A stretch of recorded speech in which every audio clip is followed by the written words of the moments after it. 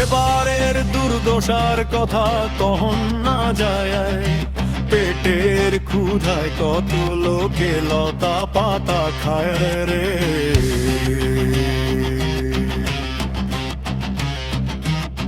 পাকিস্তানের গরিব দুঃখীর উপরে খোদায় না জানি কি অপরাধে এই বিপদ ঘটায় রে।